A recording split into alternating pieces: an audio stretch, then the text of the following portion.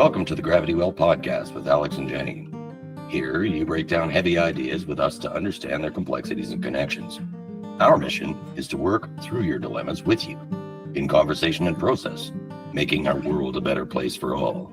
We acknowledge that we live on the traditional territories of Treaties 4, 6, 7, 8, and 10, the ancestral homelands of diverse First Nations, Inuit, and Métis peoples, whose ancestors have walked this land since time immemorial, and whose histories, languages, and cultures continue to influence our vibrant communities.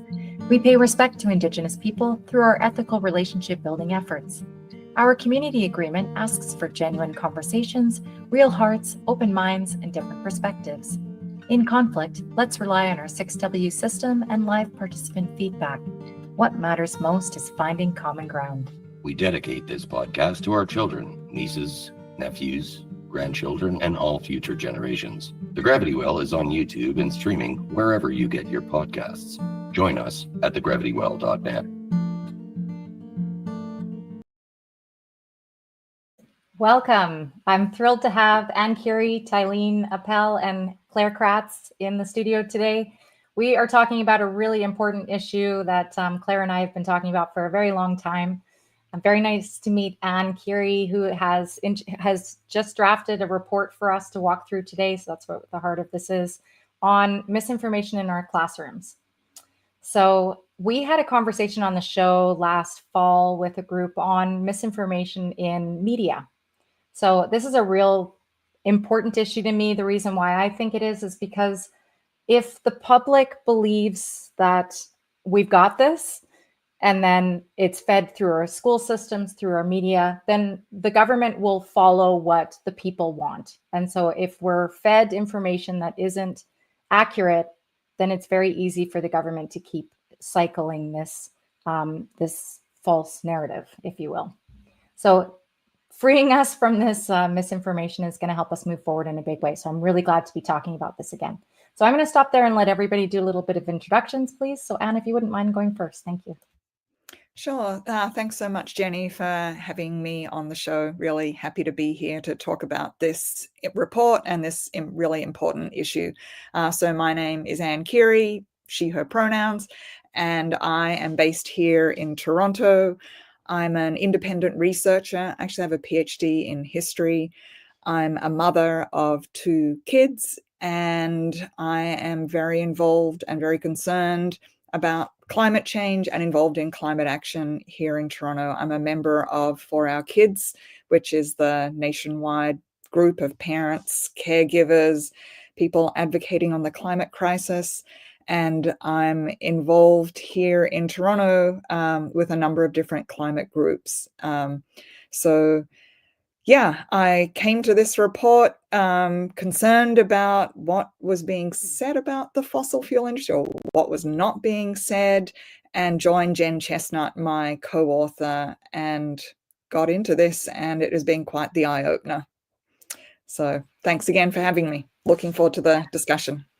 Thank you so much for being here, Anne. I'm looking forward to getting into it. Claire, please introduce yourself again. I just want to make sure everybody remembers Claire was on the show last year. We talked about some of the stuff, this report being underway, being one of them. Anyway, go ahead, please. You're on mute. Yeah, I should know this by now. We all do. Thanks, Jenny, and thanks for this opportunity. I'm Claire Kratz, and I am one of 2 co-founders of For Our Kids Alberta. And I am a former teacher. And a number of years ago, I started looking at some of the organizations in Alberta that were delivering environmental and climate education, many of them also delivering energy education. And at first, when I was looking through things, I thought, well, this looks great. And then I just started to look a little bit deeper. I started to look at who was sponsoring some of these workshops and conferences that teachers and students are attending and being invited to. And I also just noticed that many of the sessions were not necessarily addressing things like renewable energy or climate justice, Indigenous rights. And so that started me on a pathway of digging deeper and trying to understand what was going on. And then I became quite concerned, and I was really glad to know that this was getting looked at in depth by Anne and Jennifer. And I was sort of in the background emailing them and tweeting them and have you seen this and have you seen that? And so that's my role in the report. And I can offer some reflections later on just on being a former teacher and of course being a parent in Alberta. So thanks, Jenny. Excellent. Thank you so much. Tylene, please introduce yourself. Hi, yeah, I'm Tylene Appel. I actually grew up in Saskatchewan, almost Manitoba, and I'm old enough now that I have seen drastic changes in our weather, especially with regards to fire, smoke in our summers. And then also I've been a teacher for over 30 years. I moved here to Alberta after getting my teaching degree in Saskatoon, and I've lived here since then, since the early 90s. And I was a high school science teacher, biology and chemistry. So really involved in the sciences, and had my children here. So yeah, I have 4 children and a stepdaughter. So lots of kids that I'm concerned about their future. So after I retired, I've always been involved in climate and environmental things and social issues. But after retiring, I really delved in, especially with, I said, with the smoke and the fires in the summer really kind of got me thinking more. And so I became involved in For Our Kids, Alberta. I'm also involved in Seniors for Climate Action now. And we formed the first chapter outside of Ontario in Edmonton. We're only a year old. All of us are older than a year old, but our organization is only a year old. So it's been really amazing to actually to get involved in climate action and find some people and work together and unify together in this fight. As a high school teacher, I felt, I was really alarmed and concerned over the years. Started off as a green teacher trying to scramble to make plans, and I know I used some materials that later, as time passed, I could just tell with my background that there's something off with the materials.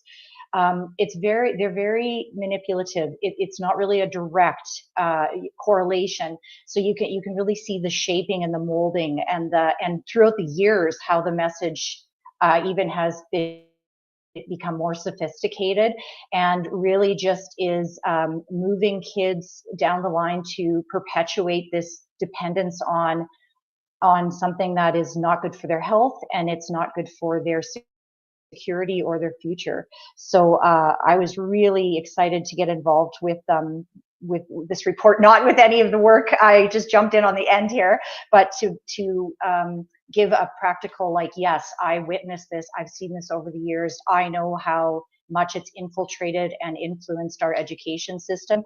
And I can firsthand say that I have seen how the Alberta government is captured by and under the powerful influence of this multi-million-dollar fossil fuel industry.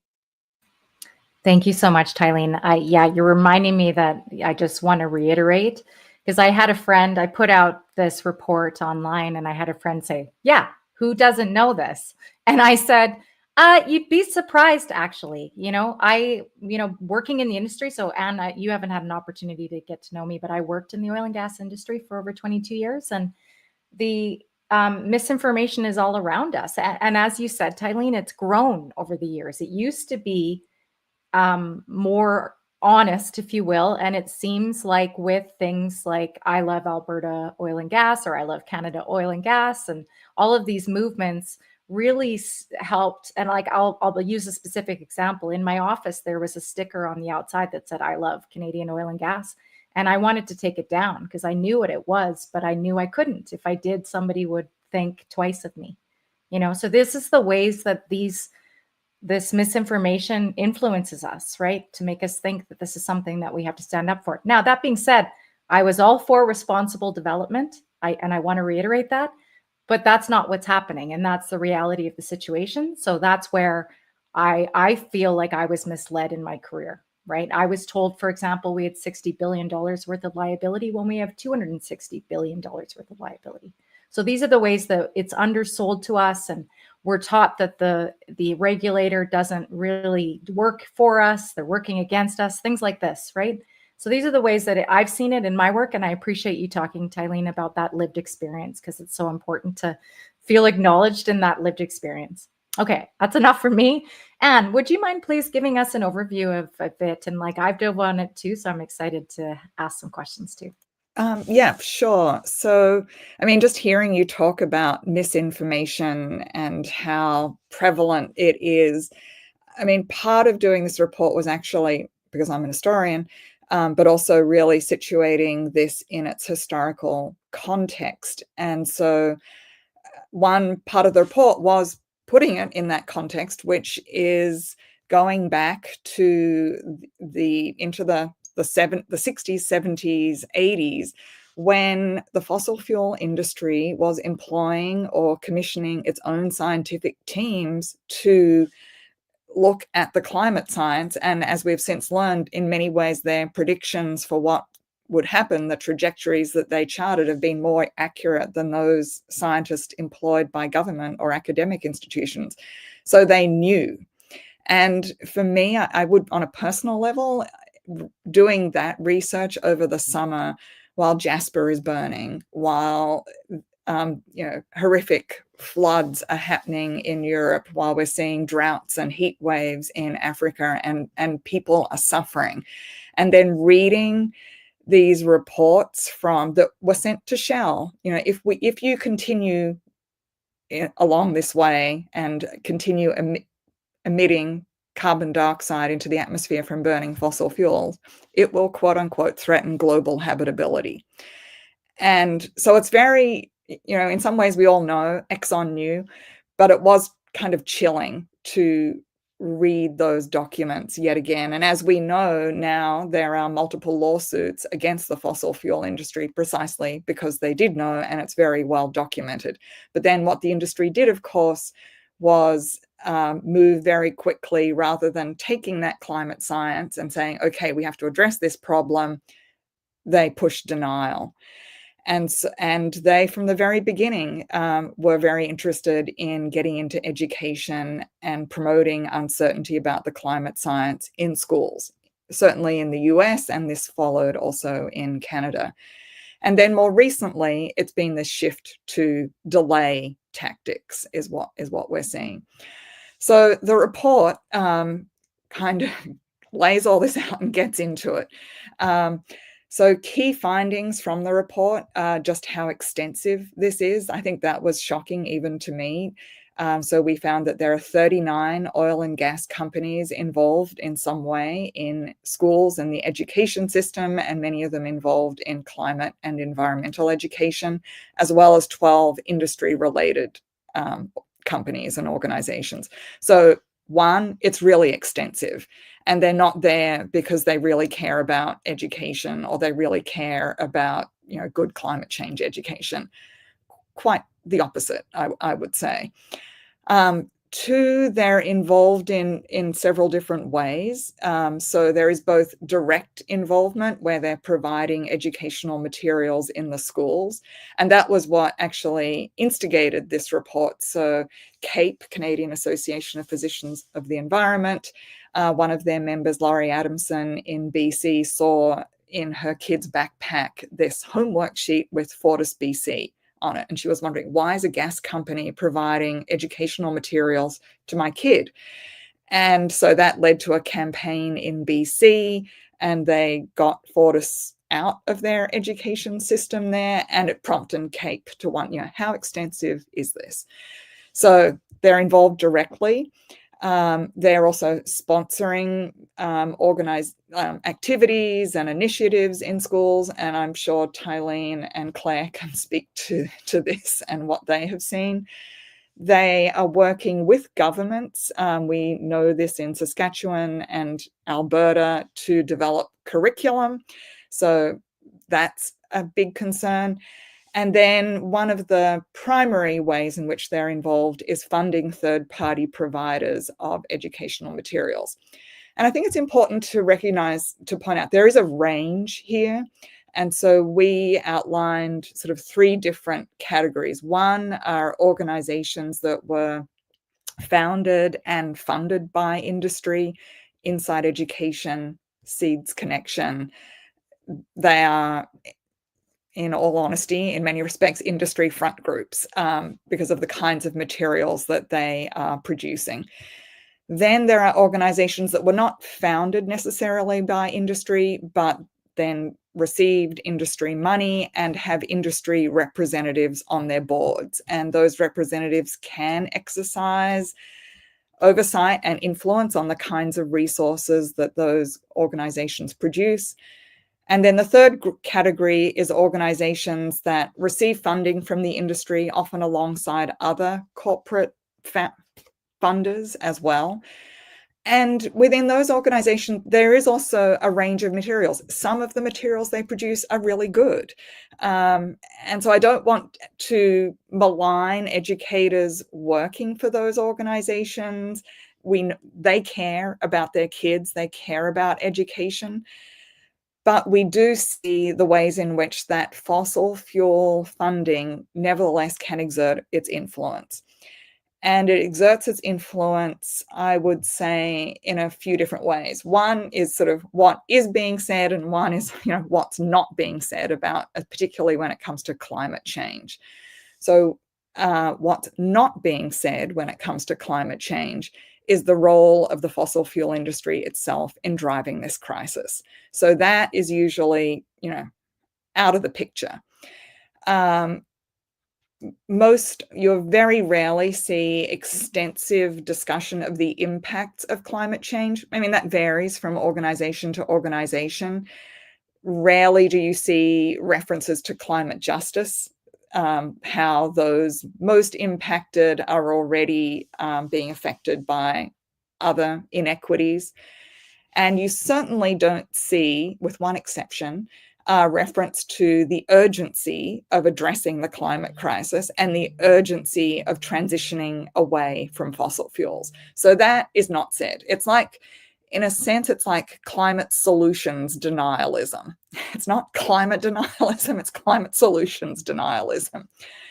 And then on the other hand, what you do see are these messaging strategies that Emily Eaton and Nick Day labeled as petropedagogy. So their definition of petropedagogy, I wrote it down just to remind myself, are approaches that primarily center individual actions and, really critically, dissuade young people from questioning or understanding the role of corporate power in the climate crisis, and particularly insulate the fossil fuel industry from criticism. So petropedagogy works, oh, sorry, my computer is making sounds. Focus on individual actions. So it's the responsibility of the individual. Tried and true strategy. The tobacco industry uses this. It's your responsibility as the consumer. You just have to consume less or stop consuming, which ignores the role of the industry in keeping us all dependent on fossil fuels. And it kind of works as a bit of a partial truth. Like, it is true that if I turn off my lights, that will reduce emissions. Sure. But it doesn't address where the energy is coming from, which is the big part of the picture. So it just gives you a partial picture. Greenwashing, we saw quite a bit of greenwashing. So greenwashing the industry itself, presenting, for instance, gas as a clean burning fuel, but ignoring methane and the devastating impacts of fracking. And then a lot of greenwashing by association. So Imperial Oil is planting trees. So for sure, Imperial Oil must really care about the environment, when, of course, the continued burning of fossil fuels is drawing forever more ferocious forest fires. So that kind of greenwashing is quite common. We also saw so-called red washing, which is a term coined by Indigenous thought leaders and scholars, where you get a representation of the industry as it's relations with Indigenous people are presented as entirely positive, and any Indigenous critiques of the industry or resistance to the industry is, again, out of the picture, not addressed at all. Techno-optimism, so a focus on, hey, kids, carbon capture and storage is the solution here. But we know that it's incredibly expensive. It's really not capturing emissions, and it's certainly not capturing the emissions produced through the consumption and burning of fossil fuels. And then one other approach that we did see was a so-called bias-balanced approach, where any discussion of a project, say in the oil sands, is presented as biased if it doesn't include an industry perspective. So including the industry perspective, that's presented as, see, it's bias balanced. This is the way to go. But always what we saw was that when you include the industry perspective, you exclude any discussion of the accelerating climate crisis. So that's the story, and this is so important because it's our kids' futures, and we really are in a climate emergency. Kids want and need good quality climate change education. We have the solutions. We need to be teaching those solutions and teaching a climate change education, which is all about the transition away from fossil fuels. And so long as the industry is involved, where kids are not going to be getting that education. So that's it from me. Wow, that was phenomenal, Anne. Thank you so much. Yeah, I'm going to try and just reflect some things you said in there that I think are really important for people to remember. So you pointed out that there's 39 oil and gas companies at work in our education system. And I want to add that this is across Canada. You know, you just said you're in Ontario. This is something that Claire alluded to this. We're focused on the industry, not focused on the social justice issues, but also this is being perpetuated. And I can say that because, Anne, you're probably not aware of this, but I was a lobbyist for industry. Didn't really appreciate that that's what I was doing, but I was lobbying the federal government and recommending policy. So that effort, and like in my case, I was recommending Indigenous-led closure work. So I'm proud of that. But regardless, that lobbying is happening, and the amount of lobbying that's happening is not just in our schools, as we're discussing, but it's in government, and it's in businesses, and it's in nonprofits, and it's in even the watershed council groups are also beholden to industry. So it's a overlapping and widespread issue, this industry-driven solution space, if you will. And you spoke about that there's other sort of third-party entities, 12 of them. You mentioned that it excludes the corporate lens in this, that there is this corporate-driven initiative behind this.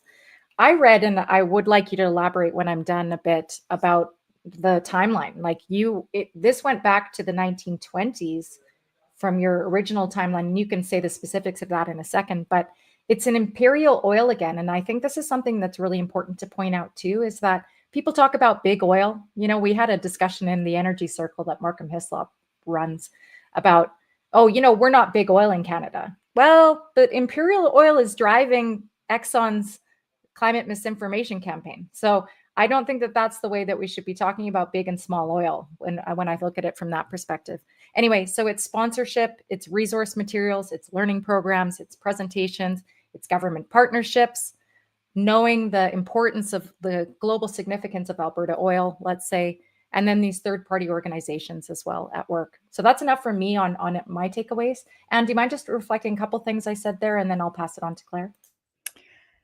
I think raising there's the long history and then there's the short history. And to be honest, I think that there is certainly room for more research here. When I think back to that, I think it was 1998 in the US, when the American Petroleum Institute and they all got together this group of fossil fuel folk to develop their climate denial campaign. And it was very directed against the Kyoto Protocol. Like they were opposing climate policy that would rein them in. And so I think it is worth thinking about, and I myself would be interested to do further research on what happened after the Paris Agreement. So that, I think, alarmed the fossil fuel industry. And they were further alarmed by the IPCC report that came out in 2018, which certainly alarmed me, where it was very clear that we have to reduce emissions, effectively halve them by 2030 and reach net zero by 2050 if we are to have any chance of limiting warming to 1.5. And we know now that our chances of limiting warming to 1.5 are minuscule, barely there.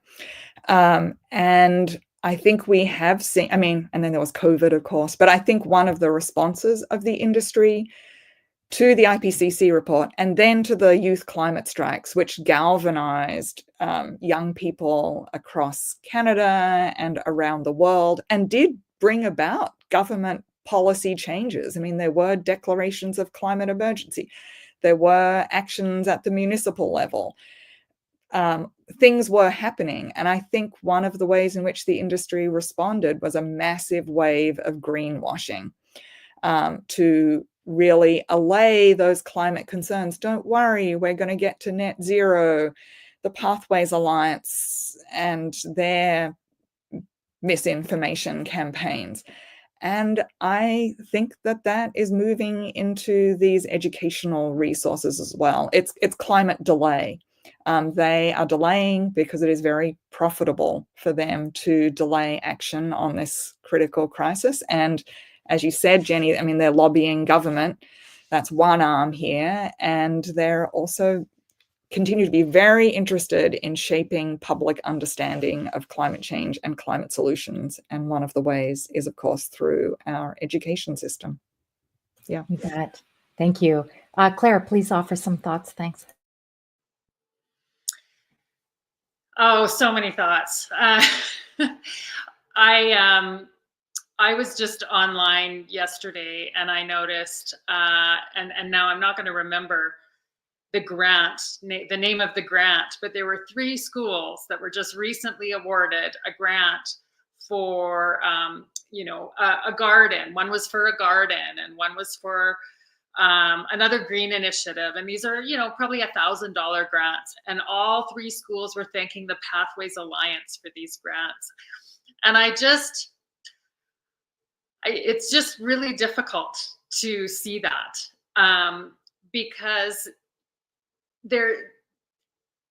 it really does show me how these companies are probably by a huge majority of people are seen as great corporate citizens. But if you point out to them that those same companies who've given, the $1,000 grant to this school are lobbying the government for weaker climate policy, that is just not, that's just not known in the public. And so to me, it's just the great deception, and it's the kids that are suffering. And I just want the truth to be out there, to be honest.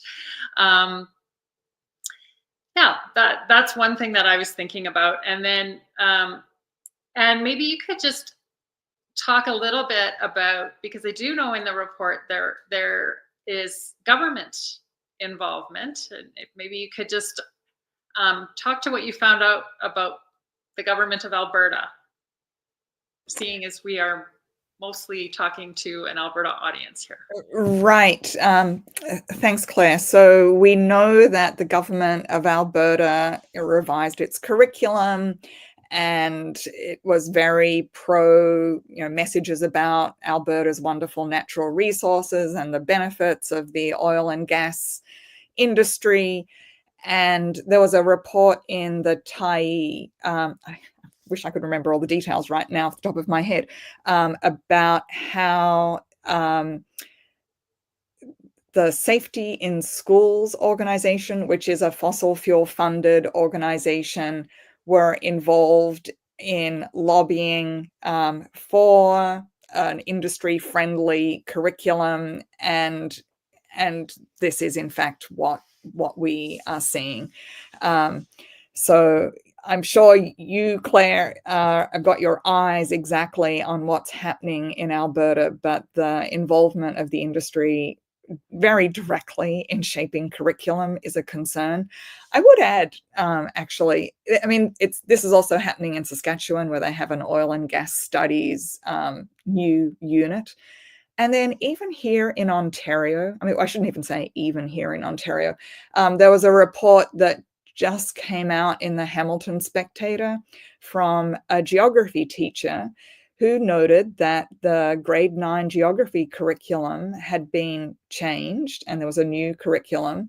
And what had gone were references to climate change, references to the Green Belt, which is this area around Toronto, which is the source of, it's our farming and it's the watersheds, and it's this wonderful area which we absolutely need to protect for food security and flood security and all these good things. And references to grassy narrows, Indigenous nations who've been just their water supply has been poisoned by mercury from a paper mill company. So all of these references were removed. So there are concerns about industry interests in shaping education here too. But I know that you both, Claire and Tylene, really have your eyes on what's happening in Alberta, where it seems quite overt, I would say. Yeah. I'm just going to jump in, Jenny, before we go to Tylene, because she's got some excellent thoughts, I know. I just found it here. It's the Safety in Schools Foundation here in Alberta. So this was Investigative Journalism Foundation. They found that Safety in Schools Foundation, a nonprofit funded by TC Energy and Canadian Natural Resources, had been lobbying to include oil and gas studies in the curriculum. And just this is an anecdote, but it makes me really think about, so last spring, I wrote a policy on integrating climate and biodiversity education into the K-12 curriculum. It was a policy that I wrote that was brought forward at the Alberta School Councils Association last April, the last weekend in April. But this policy had been circulated for a little while. And it wasn't until about a month later that I realized that the government of Alberta, I believe on April 26th, so the weekend right before my policy was voted on, put out a directive, a ministerial directive. And that ministerial directive indicated that students would learn that Alberta's oil and gas industry was the most ethical in the world. And I just can't help but think about that timing. So I don't know if I'm being a conspiracy theorist, but it just really, the timing was just, it's all right there. April 26th, I believe they passed that directive. And then the policy I proposed was brought forward on April 28th. And it passed, barely, but it passed. And that has gone nowhere. Right. Yeah. Well, and I want to say to your comment around ministerial orders, there is a big habit in this government to use ministerial orders and overwrite laws, that are written. They shouldn't have the same merit as laws, but they are being passed very, very quickly. And after we voted, I'll be specific, coal policy, for example, the ministerial order to reinstate the coal exploration in the Eastern Slopes. This is a longstanding policy that we had. We don't have a policy now. We have a ministerial order in place until they draft a new policy. This is not real governance meaningful consultation, any of those wonderful things. I did want to say, actually, you know what? I'm going to let Tallene go. Please go ahead and offer some examples and also ask some questions if you have to. Thanks. Yeah. Wow. Yeah. It's hard to know where to start.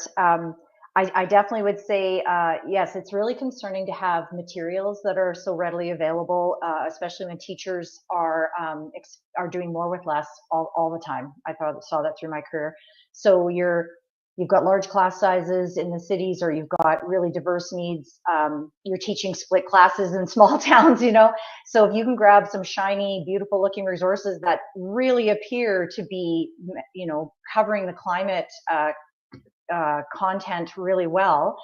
And especially if you are someone that's a little worried too about, well, if I'm in a small town that has a lot of oil and gas reliance or identity, it kind of like that balance that Anne was talking about, it makes you feel safe in teaching that too, But I find that a couple of things, for me, a teacher's concern is always about a child's well-being. And I saw a lot of these materials create climate anxiety, whether the students realize or not, or parents realize or not. There's the outright anxiety where there's kids that are actually concerned about climate change. And this just takes the wind out of their sails because they're like, yeah, this doesn't look so bad. I feel like this is bad, but I don't understand. This is confusing, right? And then there's kids that are already really enmeshed in this identity of of oil and gas being they're through generations, they've relied on it, and it makes them feel guilty already. But then it just further, they feel this sense of needing to even defend more, right? And so it pits kids against kids in the classroom. It evokes emotion and based so much of it on appearances and misdirection, right? So I just see that as being really the biggest thing is the health of the kids. And then also, not only do kids have this mental strain and emotional strain, but they're literally sitting in hot classrooms, right? Trying to learn this material because these classrooms weren't built for these hot springs and falls. So I definitely have seen that change. And the air quality, they can't go outside at lunch because you can't even see the sun because it's so smoky, right? So I just feel that it just pulls kids apart because they don't know what to think. They don't know what's what. They know something's wrong and they can't even figure out what to do about it. And it's their future. So it's terrifying, right? Both in the sense of trying to think, no, it's okay, and we're just going to keep denying this, or no, this isn't okay, but these materials don't make sense to me. And then to even change the curriculum to change so as a teacher, you actually must teach that. It's not even a material you can choose to use. You have to teach it, even if you know it's not correct, right? Because you're being a professional, right? And I hope I'm not taking up too much space here, but also the idea of critical thinking always really bothered me because it brings up like these materials and even this idea of ethics. It's like considering all the perspectives. It's an illusion because you feel like, oh, we're considering, like Anna said, the industrial perspective and always jobs, economy is pushed so much, right? And then it'll be like, let's balance this out too, because these are problems with the fossil fuel company, but these are also problems with renewable energy. And they look like they're just totally balanced out, that it doesn't matter which one you use, because windmills are going to kill birds, but it never talks about how tailing ponds kill birds, right? Like, I don't know. So it's really, it is this illusion of critical thinking. There isn't anything about, what about the economic loss from forest fires and hail damage? That's actually the biggest cause of insurance rate increases in Alberta is a huge hailstorm in Calgary, actually. How much it costs to rebuild, the loss of time from jobs and everything else because of this area is flooded or there's drought. How it impacts healthcare costs. I think for every dollar, Cape has this stat, for every dollar you put into renewable energy or transition, you get $2 back in healthcare savings, right? So there's no talking about balanced economic critical thinking, let alone how it just impacts kids' health. And here in the more denser population, I think we don't realize the impacts of the air, and not just smoke, but like the volatile chemicals that are emitted and the organic compounds that are in the air. because we can't see them, right? So you feel like it's so well regulated here, and it isn't. There aren't even studies done that extensively, right? So the whole healthcare area. And yeah, and I think really when I see these posters and all this learning materials, they had tons of technology covering the whole thing. Lots of solar panels all over, right? Even though when you analyzed it, they were just as bad as everything else. But so little about connection to the land, um, indigenous ideas of reciprocity, of that you can't just take. You have to also give. You have to look at how this is impacting the least protected in our society, and how Indigenous communities are telling us that they can literally light they could take water and light a flame above it because it's got so much leakage, all this leakage of tailing ponds, for example. And not enough too about the costs, like the full cost spectrum. Like, it's not like there's all these subsidies coming from the government when Alberta students are the least funded in the country right now for their education. So how is this a prosperous industry if we can't even fund our social programs properly? So yeah, I just that misconception of critical thinking, I think, and how that just kids are so confused and so worried about their future, right? And if I can add one more that wasn't mentioned here, is I also was so concerned when I would see presentations of oil industry waltzing right into a classroom, and it was like a game show. It was like this big slideshow about how amazing it was to work in the oil and gas industry, how little education you needed to work in it. And again, I have, like, by all means, if you want to go straight into work, that's great. But leaving our kids in a boom and bust industry, where if they lose their job 10 years from now, well, I don't have any kind of training to back me up. So I have to stay. So I need to keep defending this industry, right? Throwing out like frisbees and, merchandise that has, and like, did any other groups come in to present? No. Right? Did they ask the teacher? They just would come in. And when I first started teaching, there was full paid, go out to the oil patch and see all these amazing things that you can do in the oil industry for your future, right? So just perpetuating this idea that my grandparents did this, my parents do this, and I guess this is what I'm going to do, right? So thanks for all that space. Oh, that was fantastic, Tylene. And I think the key that you said in there is this: it's the description of intergenerational trauma.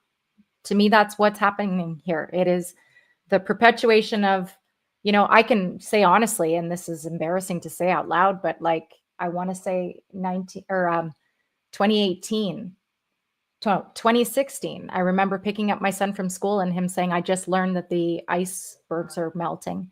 And I said, well, there's other areas that it's growing. There, like, it was my immediate response from working in the industry and what, the rhetoric is around it. So it's how it impacts me and impacts my kids. And I feel, to your point, that I've fostered critical thinking skills in my kids. And, and then I'm challenging them with stuff that is very confusing, even for me to not understand. Okay, so if we can move into some action items, because, this is a lot of stuff to take in, and we want to make sure that people understand there is something we can do with this. So I'm going to offer a few things and then I'll pass it around for you. I know, Anne, you have some what to do about it stuff, and I'm really excited about coloring books, for example. I just really want you to touch on that. But anyway, so yeah, Claire, I'm going to let you speak to the For Our Kids campaign, but I wanted to make sure to mention that I have a greenwashing or misinformation concern complaint form with the Gravity Well. So if anybody sees anything that you're concerned about, I'll put the form in the chat here and include it with this conversation so that we can start making sure that people are talking about these things and we highlight them for people. And there is a way to complain. So Ad Standards Canada has a route.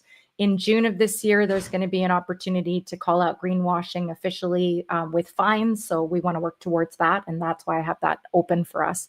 And then I also want to mention, I live in the education minister's riding. I'm in Calgary-Bow. And I spoke to the minister actually on the backs of conversations with Claire last January, highlighting for him this problem. I said, there is misinformation in our schools. And I want to touch on a couple things that all of you have said, which is I left the industry knowing that this is a land-based solution. This is a net restoration solution. The more sites we take off the landscape, the water, the land, and the air will heal. So this isn't, when we only talk about carbon capture and storage, that gets into this whole red washing component that Anne brought in, because it's saying, yeah, you can participate provided that you're going to continued industrialization. When the solution is to stop developing, maintain the production we have down, and take away the sites that are mostly emitting off the landscape. And that's the responsibility that we're not talking about, to everybody's point here, I think, today. So with that, I took it to Dimitrios, and I was asked to leave his office and told I wasn't allowed to come back. Fast forward a year, I'm working with the Alberta Resistance to potentially recall the minister in this riding. So anybody who's interested in that, I'm going to include the campaign details there. So I'm looking for two things: people to help spread the word. So I've got some flyers that we're distributing throughout the riding right now, or constituency, I should say. And then also I've got an intake form. So I want feedback from people. What are your top concerns, and how can we help take this all the way through? So right now we're just trying to float it and get a sense of if people really want this to happen. I think this is our kids, me first and foremost. If we're looking after our kids, we're moving in the right direction. So that's why I'm doing that work. So I'm going to stop there. And Anne, if you wouldn't mind leading us off with some takeaways. Sure. So over at For Our Kids, and I'm sure we can share the link after the show, there are actions that we can take, whether you're a parent, a teacher, or a student, at different levels of government. So there's an action letter at the school board level, which is asking school boards to establish a policy banning fossil fuel sponsorship in the school board, and then also to establish a policy around vetting resources to make sure that resources that are coming into the classroom are not fossil fuel, from the fossil fuel industry or fossil fuel funded. So that's at the school board level. At the level of the provincial government, similarly establish a province-wide policy banning fossil fuel involvement in the education system, fossil fuel sponsorship in schools, but also really critically establishing and funding good climate change education. So it's publicly funded curriculum reform, teacher education, professional development, and all the resources that we need for our kids in age-appropriate ways to teach them about climate change and teach them the real solutions, so that they are equipped, that they can take action, not individual actions by turning off the light bulb, but get involved, for instance, in their city or town's climate action plan, get involved in community actions, because I feel like that, particularly like right now, is we really need to be working with each other, and for kids working together in their communities, it's building those community building skills which they need for resilience and they need for hope. And then there are also actions at the federal government level. So the federal government will be coming out shortly with an environmental learning framework, and we want to ensure that that is aligned with the Paris Agreement, which Canada is a signatory to. So the goal still of limiting warming to 1.5 and doing our best to keep it below 2 degrees, and that does require the transition away from fossil fuels.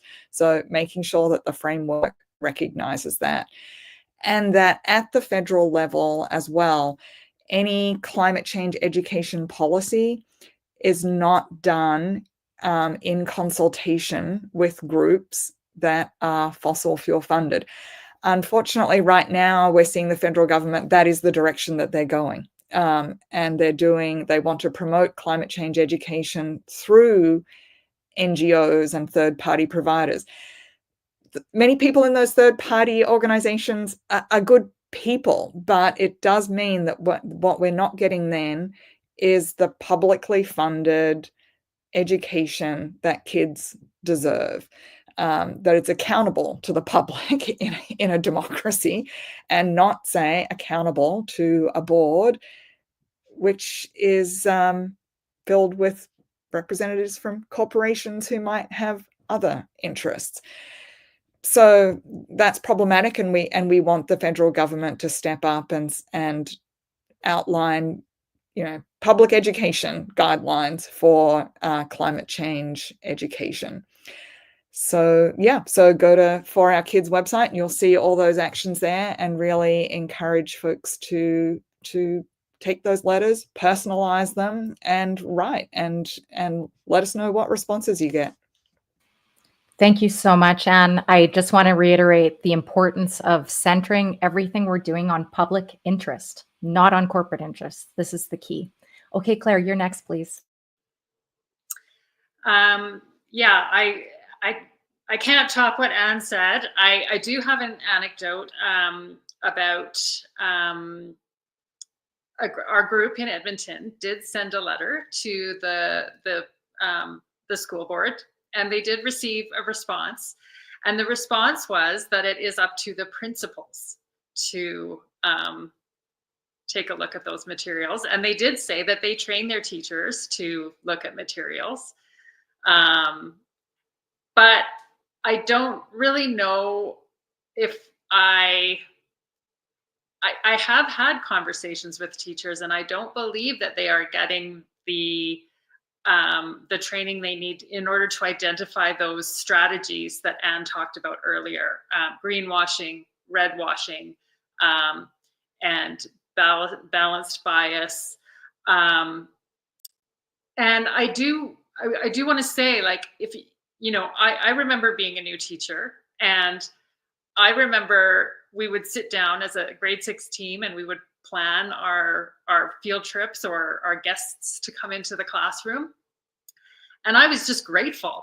Like, oh, we can enhance our students' learning with this program, and they'll come in for a day and we can kind of just be in the background helping out, but we don't have to plan the day. And it was like, oh, and I didn't think ever to question those materials. I just thought, oh, this is available for teachers to use. This must be a good resource. So I do think parents need to look at their kids' backpacks, see what's there, ask questions. Don't be afraid to go to your child's teacher and ask them questions. Share the report with your child's teacher. Share the report with your child's principal. That is absolutely a great thing to do. Share the report with your parent council. We do have a webinar coming up, and we'll be speaking along with Jennifer, and that's on April 8th. So share this information with your parent councils, and with your friends and your principals, and just share it widely, and just have conversations about it. I do think, like I said, teachers are very busy. It's not their fault if they don't know this information. It took me years looking into it on my own time to really start to understand this. So I just want to make that clear, that there's no fault on the educators that I think are doing a wonderful job, given all the stresses and the pressures that they're going through right now. So those are my thoughts. As usual, you have tremendous actions. Yes, I'm going to reach out to my boys' principals before April 8th and make sure they're aware of that opportunity to hear about this from you again. And I just want to touch quickly before I let Tylene go, which is this concept of delegated responsibility.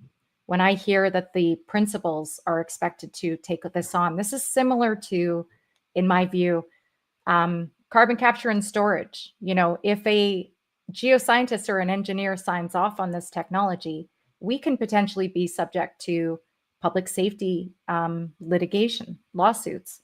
Whereas the companies are delegating that responsibility rather than taking it on themselves, because they've wiped their sites of CO2 carbon capture and storage technology. So now they've said, we know we're subject to potential lawsuits. If they wipe themselves of it, we're still exposed as professionals, I believe. So this is this concern I have about delegated responsibility.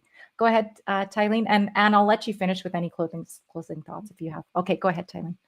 Yeah, I was going to say, yeah, amazing job for our kids with providing actual actions. Because I find that's what happens is it's hard to know what to do, right?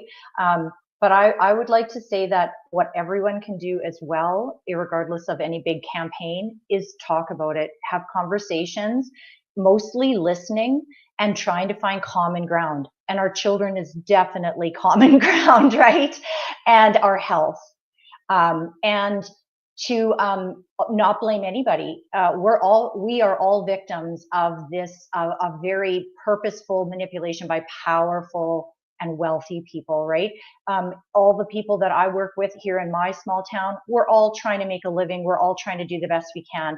And you work in the jobs that you can work in, right? So yeah, we all, and we need to not feel guilty, and we need to not feel that we owe all this debt to a company because it was our bread and butter and put our clothes on our back.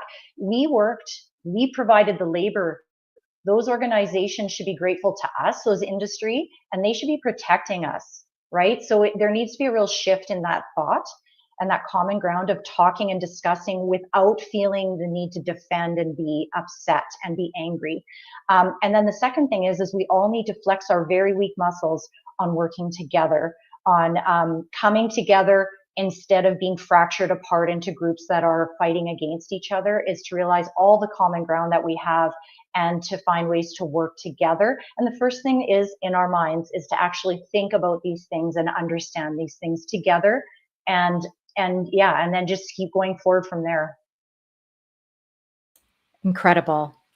Any final words from anyone before we wrap? I just want to make sure if there's any last things you wanted to highlight.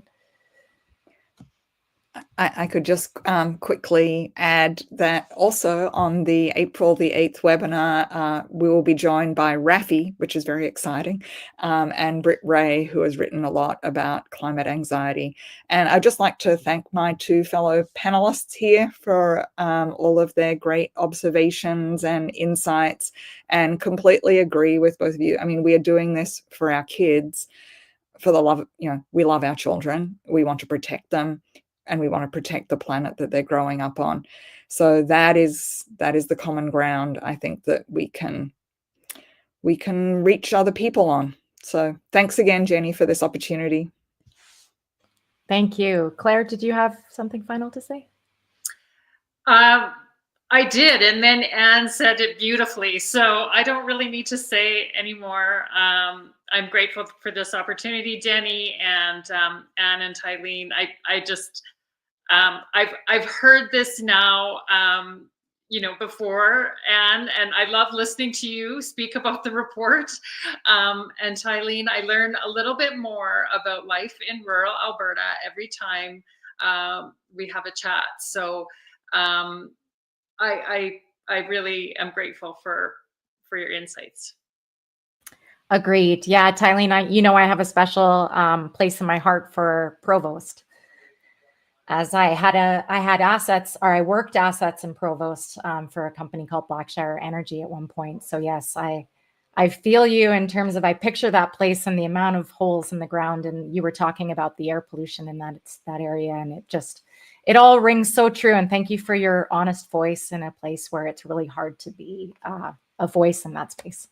Thank you, guys. This has been fantastic. We'll be in touch soon. Take care for now. Thank you. Bye. Thank you.